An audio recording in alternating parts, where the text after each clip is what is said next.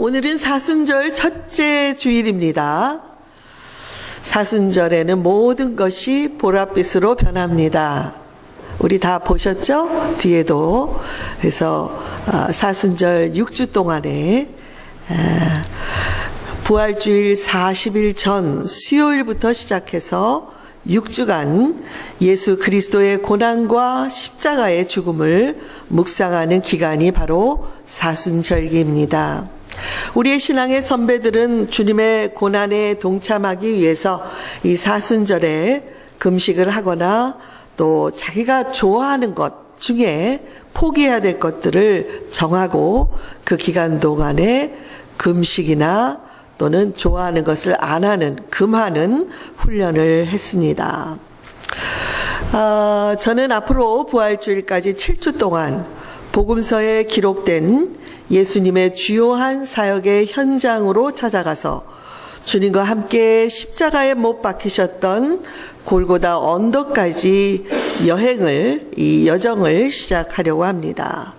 바라기는 여러분 모두가 구경꾼으로서 오늘 말씀을 어떻게 하시나 이렇게 듣는 것만 하지 마시고 저와 함께 말씀 속으로 들어가서 주님이 호흡하셨던 그 공기를 우리도 마시고 주님이 걸어 다니셨던 그 길을 우리도 함께 걸으며 주님의 눈물과 아픔과 주님이 지셨던 십자가의 고통까지 느껴보는 시간들을 갖기를 원합니다. 오늘은 그 첫째 시간으로 주님께서 마귀에게 시험을 받으셨던 광야로 가보겠습니다. 본문 1절에 보면 예수께서 성령의 충만함을 받아 요단강에서 돌아오사 광야에서 40일 동안 성령에게 이끌리시며 마귀에게 시험을 받으시더라고 시작을 했습니다.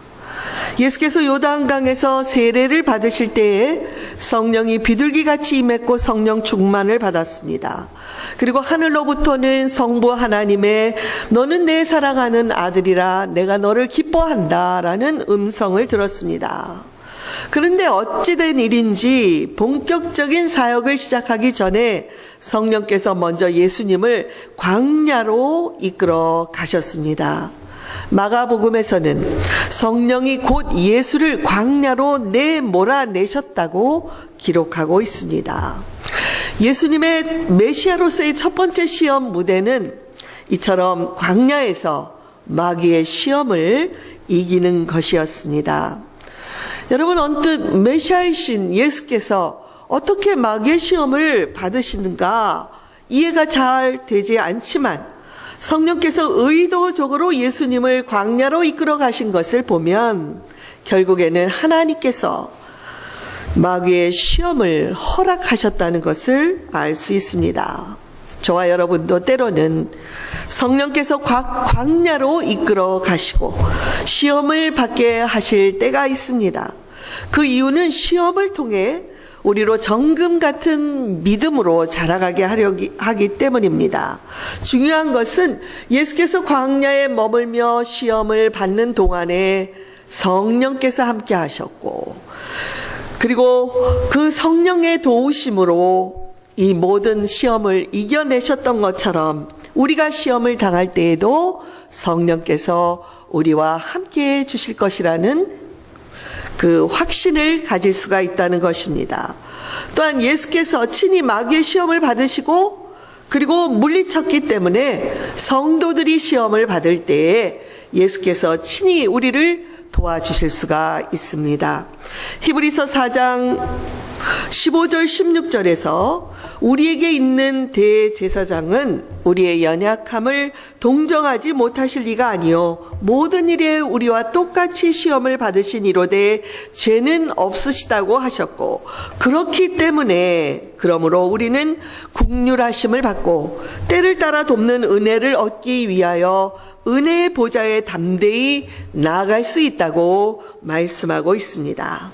이제 함께 예수께서 시험 받으셨던 광야로 가서 마귀가 어떻게 예수님을 유혹했으며 예수님은 어떻게 그 마귀의 시험을 이겨내셨는지에 대해서 살펴보겠습니다. 그래서 언젠가 우리도 광야의 시험이 찾아올 때에 예수처럼 그 시험들을 이겨낼 수 있기를 바랍니다. 예수님은 몇 가지의 시험을 받으셨습니까? 마귀에게 3가지의 시험을 받았습니다. 첫째는 네가 하나님의 아들이거든, 네가 만일 하나님의 아들이거든 이 돌들에게 명하여 뭐가 되게 하라? 떡이 되게 하라는 것이었습니다. 지금 예수님은 40일을 금식하셨기 때문에 몹시 줄이고 있는 상태였습니다. 그분의 영은 어느 때보다도 더 맑고 충만하셨겠지만 우리와 같은 육체를 갖고 계셨기 때문에 매우 지쳤을 것입니다. 마귀는 그런 예수님의 그 시점에 그 약점을 알고 교묘하게 시험을 하고 있습니다. 실제로 예수님의 능력이라면 돌을 떡으로 만드는 것은 어려운 일이 아닙니다. 그러나 이 시험의 본질은 네가 만일 하나님의 아들이거든 여기에 있습니다. 마귀는 하나님의 아들이라면 그 능력을 사용해서 현재의 배고픔을 해결하고 스스로 하나님의 아들됨을 나타내 보이라고 말하고 있습니다. 그런데 여러분, 예수님은 돌을 떡으로 만들기 위해서 이 세상에 오신 분이 아니십니다. 예수님은 인류의 구원자로서 하나님 나라를 전하기 위한 분명한 목적을 가지고 오셨습니다. 그러나 마귀는 이 시험을 통해서 하나님 나라의 일을 땅의 일로 전락시키려고 의도하고 있는 것입니다. 우리들도 이런 비슷한 사탄의 시험을 받을 수가 있습니다. 신앙생활을 하면서 영적인 삶과 또 현실의 삶 사이에서 우리는 많은 갈등을 하고 있지요. 마귀는 바로 그런 약점을 잘 알고 우리를 시험하는 것입니다. 신앙도 중요하지만 일단 먹고 사는 문제부터 해결하는 것이 우선이라며 하나님에게서 멀어지게 만드는 것입니다. 교회에 나갈 시간에 사업을 해야 하고 아르바이트라도 한다면 지금보다 훨씬 더 풍성한 삶을 살게 될 것이라며 유혹하는 것입니다. 우리는 신앙인이자 또한 사회인으로서 우리의 직장과 사업체에서 열심히 일해야 될 책임을 갖고 있습니다. 그러나 이 책임감의 그 도를 넘어서서 욕심 때문에, 이 세상의 정욕 때문에 주의를 빠지고 우리의 시간과 능력과 은사를 세상의 정욕을 위해서 사용하게 된다면 돌을 떡으로 만들라는 시험을 당하는 것과 같습니다. 이렇게 마귀가 육신의 정욕을 위해서 너의 능력을 사용하라고 유혹하자 예수님은 신명기 8장 3절의 말씀인 사람이 떡으로만 사는 것이 아니요 뭘로?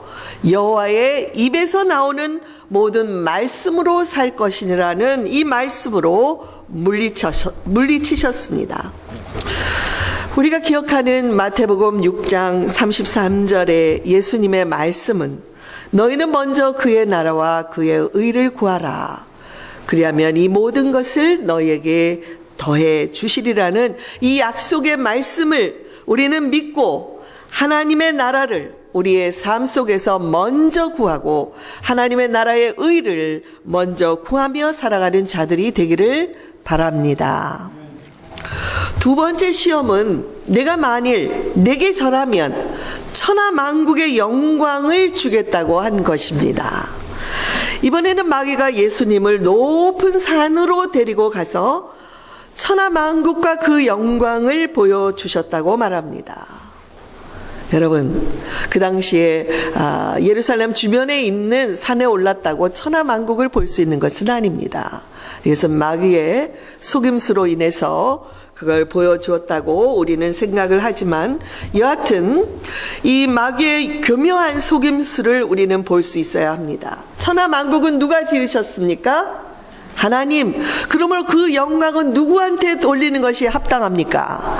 하나님 한 분만이 그 영광을 받을 수가 있는 것입니다. 그럼에도 불구하고 마귀는 그 천하 만국과 그 영광이 마치 자기 것인 양 거짓 말을 하면서 내게 절하면 내가 그것을 너에게 주겠다고 유혹하고 있는 것입니다. 예수님은 처음부터 높아지려고 오신 분이 아니었습니다. 오히려 겸손한 아기의 모습으로 십자가를 지기 위한 그 목적을 위해서 오신 분입니다. 빌립보서 2장 6절에서 8절까지의 말씀을 우리가 한 목소리로 읽도록 하겠습니다. 그는 근본 하나님의 본체시나 하나님과 동등됨을 취할 것으로 여기지 아니하시고 오히려 자기를 비워 종의 형체를 가지사 사람들과 같이 되셨고 사람의 모양으로 나타나사 자기를 낮추시고 곧 십자가에 죽으심이라. 예수께서 십자가에 죽기까지 낮아지신 것은 하나님께 모든 영광을 올려드리기 위함이었습니다. 마귀는 바로 그것을 막으려고 방해하고 있는 것입니다. 이처럼 마귀는 인간의 본성 안에 있는 권력에 대한 탐욕을 누구보다도 잘 알고 있기 때문에 자기에게 절하면 높은 자리에 올려주겠다고 유혹하고 있습니다. 누구든지 열심히 공부해서 좋은 학교를 가고 열심히 노력을 해서 좋은 직장에 가는 것은 매우 좋은 일입니다. 그러나 정당하고 양심적인 방법이 아닌 마귀의 본질인 거짓과 술수와 속임수를 통해서 높아지려는 것은 옳은 방법이 아닙니다.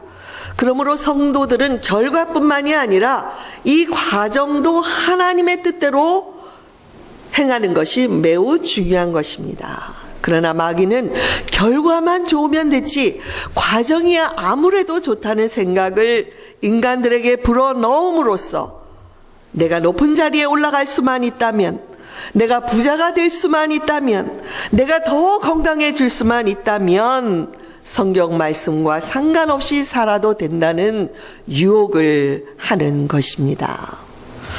이 시험에 대해서 예수님은 기록된 바 주 너의 하나님께 경배하고 다만 그를 섬기라 하신 신명기 6장 13절의 말씀을 가지고 마귀의 시험을 물리쳤습니다.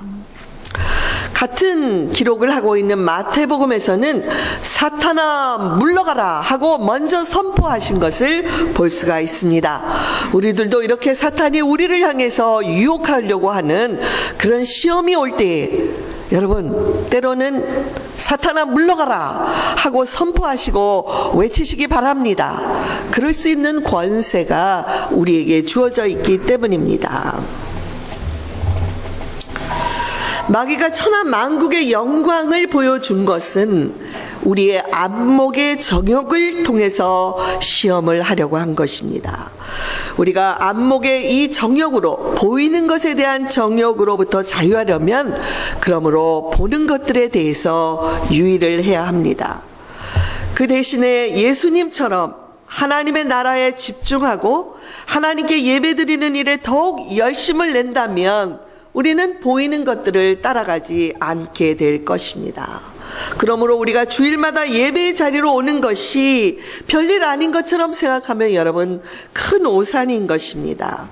우리가 예배를 드린다는 것은 그 예배의 자리에 임하고 있는 하나님의 나라를 경험하는 것이고 하나님의 임재 가운데로 들어가는 것이기 때문에 마귀는 우리의 이 예배 가운데 임하고 있는 이 영광을 두려워하는 것입니다. 그러므로 우리가 예배를 드릴 때에 이 예배를 통해서 하나님을 만나고 반드시 영과 영의 영적인 교제를 나누고 반드시 오늘 받아야 될 은혜를 받고 가겠다는 분명한 결단을 가지고 예배의 자리에 임하시기를 바랍니다. 세 번째 시험은 내가 만일 하나님의 아들이어든 성전 꼭대기로부터 뛰어내리라는 것입니다. 마귀는 예수님을 이끌고 예루살렘으로 가서 성전 꼭대기에 세우고 하나님의 아들이면 뛰어내려. 너는 할 수 있어. 마치 격려하는 자처럼 합니다. 첫 번째 시험처럼 네가 뛰어내린다 할지라도 너는 하나님의 아들이기 때문에 하나님이 천사들을 명해서 네 털끝 하나 다치지 않도록 너를 붙들어 주실 것이다 라고 유혹을 하고 있습니다. 한마디로 높은 곳에서 뛰어나려 온 세상에 스타가 탄생했음을 알리라는 것입니다. 이번에는 성경 말씀, 예수님이 성경 말씀으로 계속 물리치니까 시편 91편의 성경 말씀으로 시험을 하고 있습니다. 시편 91편 11절 12절의 말씀은 저가 너를 위하여 그 사자들을 명하사 네 모든 길에 너를 지키게 하심이라. 저희가 그 손으로 너를 붙들어 발이 돌에 부딪히지 않게 하리로다는 이 말씀입니다. 본래 이 시편의 말씀은 하나님의 보호 아래 거하는 하나님의 백성들에게 주시는 안전함에 관한 말씀입니다. 그러나 마귀는 그것을 교묘하게 뒤바꿔서 성전에서 뛰어내려도 천사가 붙들어 줄 것이라며 왜곡적인 해석을 하고 있습니다. 이렇게 앞뒤 문맥을 무시하고 자기에게 필요한 구절만을 뽑아서 마음대로 해석하는 것, 이것은 마귀의 방법이기도 하지만 이단들이 가장 잘 사용하는 방법입니다. 성경 말씀을 들이대고 여기 보이냐고 하고 하면 우리가 할 말이 없는 거예요.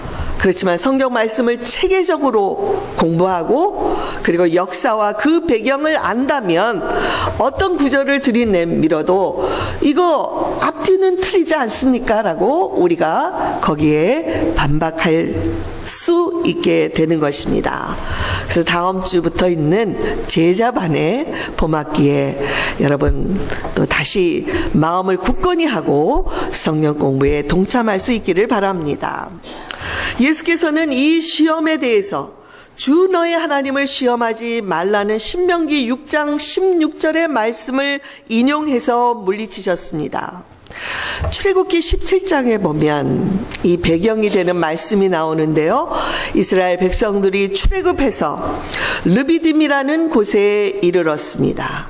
근데 이들은 정말 이 사막에서 목이 너무나 탄데 마실 물을 그곳에서 찾지 못하니까 모세를 붙들어다가 불평하고 불만을 터뜨리는 장면이 나옵니다.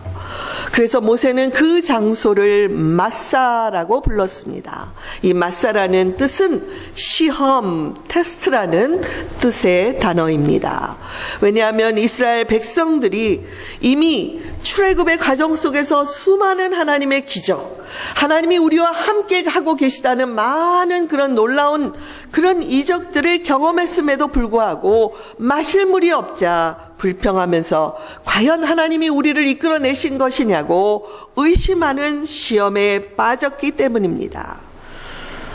이처럼 마귀는 우리들의 약점을 너무나도 잘 압니다. 성전 꼭대기에서 떨어지라는 것은 우리가 이 생의 자랑에 약하다는 것을 알고 있기 때문에 그 면을 공격하는 것입니다. 우리는 신앙생활을 하면서도 세상 사람들과 다를 바 없이 눈에 보이는 것들을 쫓아가려고 합니다. 기도는 무엇입니까? 하나님의 뜻을 구하는 것입니다. 그런데 많은 경우 하나님을 산타클로스처럼 생각하고 내가 원하는 것, 우리가 원하는 것, 그래서 그것이 이루어지면 다른 사람들에게 자랑할 수 있는 것, 그것들을 구하는 것으로 오해하는 경우도 있습니다. 만약 하나님께서 그 구하는 것을 주시지 않으면 불평하고 섭섭해하는 것이죠. 이렇게 다른 사람들을 의식하고 자랑하는 마음으로 신앙생활을 하려는 것은 우리가 아주 경계해야 할 마귀의 시험이라는 것을 우리가 기억했으면 좋겠습니다. 사랑하는 교우 여러분, 오늘 우리는 광야에 나가서 무엇을 보았습니까? 또 무엇을 느꼈습니까? 무슨 말씀을 들었습니까? 먼저 마귀를 보십시다. 그는 예수님을 시험하기 위해서 금식하신 예수님께 육신의 정욕을 공격해서 시험했습니다. 또한 천하 만국의 영광을 보여줌으로써 안목의 정욕을 공격하여 시험했습니다. 마지막으로는 성전 꼭대기에서 뛰어내리라고 하면서 이생의 자랑, 스타가 되고 싶어하는 그 마음, 그 정욕을 시험했습니다. 요한 사도는 이런 마귀의 시험에 대해서 요한일서 2장에서 이렇게 말씀하고 있습니다. 같이 읽도록 하죠. 이 세상이나 세상에 있는 것들을 사랑하지 말라. 누구든지 세상을 사랑하면 아버지의 사랑이 그 안에 있지 아니하니 이는 세상에 있는 모든 것이 육신의 정욕과 안목의 정욕과 이생의 자랑이니 다 아버지께로부터 온 것이 아니요 세상으로부터 온 것이라. 이 세상도 그 정욕도 지나가되 오직 하나님의 뜻을 행하는 자는 영원히 거하느니라. 아멘. 여러분, 마귀는 최초의 사람들을 에덴 동산에서 유혹했을 때에 이 예수님께 했던 그 세 가지의 시험을 사용했습니다. 마귀가 하와에게 선악과를 따 먹으라고 유혹하자 하와가 마귀의 말에 귀를 기울이고 선악과의 열매를 바라보니까 그 열매가 먹음직도 하고 보암직도 하고 지혜롭게 할 만큼 탐스러웠다고 말하고 있습니다. 여러분, 먹음직하다는 것은 무엇입니까? 우리 육신의 적용을 말합니다. 먹고 싶어하는. 보암직하다는 것은 무엇입니까? 안목의 정욕을 가리킵니다. 그리고 탐스럽다는 것은 이생의 자랑과 직결하는 것입니다. 지혜를 가지고 내가 자랑하는 자가 되기 위해서. 이래서 처음부터 하나님의 말씀을 의심하게 만드는 마귀의 유혹을 단호하게 물리치지 않으면 저와 여러분도 하와처럼 서서히 처음부터 우리를 유혹하는 것이 아니라 조금씩 하나님의 말씀을 바꿔가면서 우리를 유혹하고 시험하게 되는 것입니다. 어찌 보면 마귀가 우매스러우리만큼 성도들을 시험하는 방법은 오늘날에도 크게 달라지지 않았습니다. 그럼에도 삶의 현장에서 우리에게 찾아오는 육신의 정욕, 안목의 정욕, 이생의 자랑이라는 유혹을 물리치는 것이 쉽지가 않은 것을 우리는 고백할 수 있습니다. 그러므로 우리는 주님께서 머무셨던 광야에 우리도 함께 가서 친히 마귀의 시험을 물리치셨던 그 예수님을 본받아 어떤 시험도 물리칠 수 있는 그러한 성령의 충만함을 받아야 하는 것입니다. 마귀는 자기의 모든 시험이 소용이 없게 된 것을 알고는 얼마 동안 예수님을 떠났다고 말하고 있습니다. 잠시 떠난 것입니다. 절대로 마귀는 쉽게 포기하는 존재가 아닙니다. 그래서 또다시 틈이 있는 그때를 노리며 기다리고 있습니다.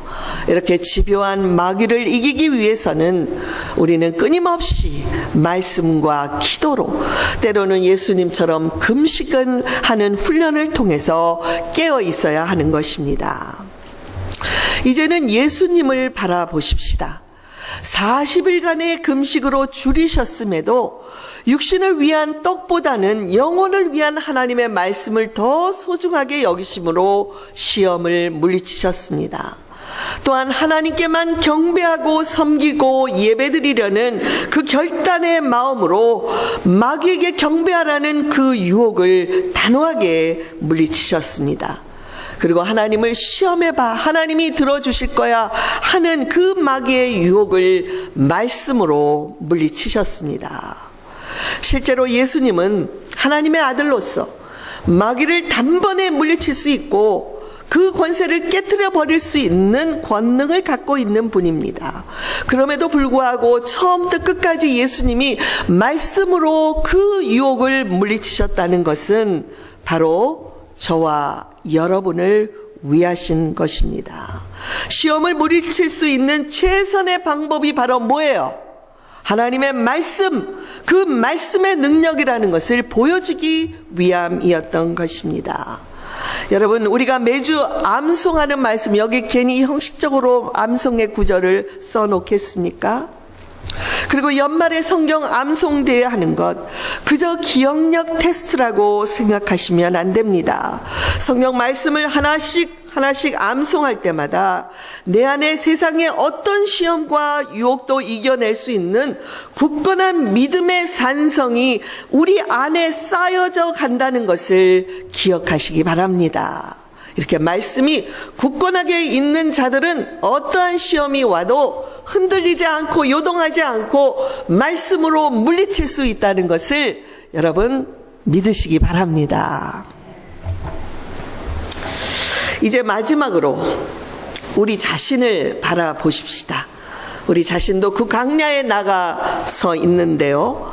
대부분의 경우는 우리의 게으름이나 죄나 그런 것으로 말미암아 시험을 당하지만 때로는 성령께서 의도적으로 우리들을 광야로 끌어가셔서 거기서 시험을 당하게 하실 수도 있다는 것을 우리는 알아야 합니다.